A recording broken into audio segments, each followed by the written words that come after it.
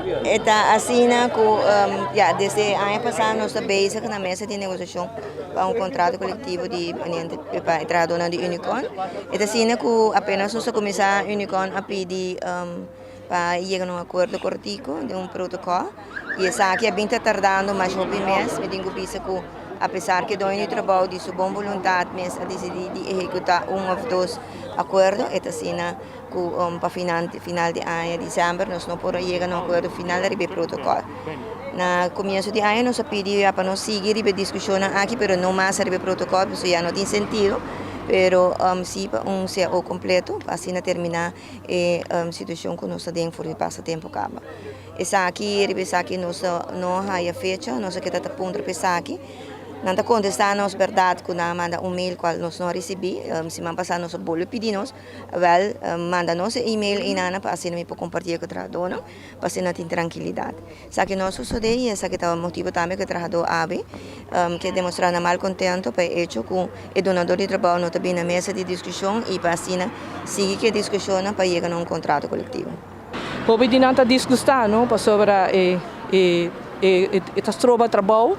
Esta trova boa energia, não, que você bem trabalha todo dia para boa assim trabalho, não, para sobre a mim mesmo tem 29 anos, está trabalhando na AMC Unicon, me trabalha com diferente como dono não, e sempre nós sinta negociar.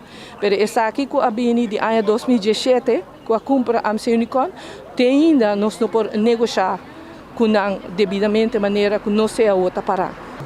Lo que eu visto da que a nós que de não trabalhando com a AMC Unicon, não devemos ainda plaga com os 5 anos, nós sentamos na mesa, nós negociar, pero ainda cada vez nós vem na mesa, não está bloqueando a fecha, então, mas é muito não está começando a cansar, não começa a fada, então sei lo qual nós está sendo nós queremos mal contento, então para nós sentar na mesa para nós solucionar o mais pronto que possível para tu gente sair contente de gente da situação aqui. E agora aqui você espera que a gerência lo echt doen oído na vossa ação de protesta para sinal aqui não por mirar a situação de outra perspectiva. Vamos esperar, meu irmão, vamos esperar, porque o que está andando basta aí acaba, então nós queremos chegar a uma solução mais pronto que possível e mais ligeiro que dá claro que tu gente está sair contente. Então, mais ligeiro nós senta na mesa, nós solucionar o problema aqui, nós senta na mesa, nós negociar, então cada quem dá na firma, então nós queda claro que o assunto aqui.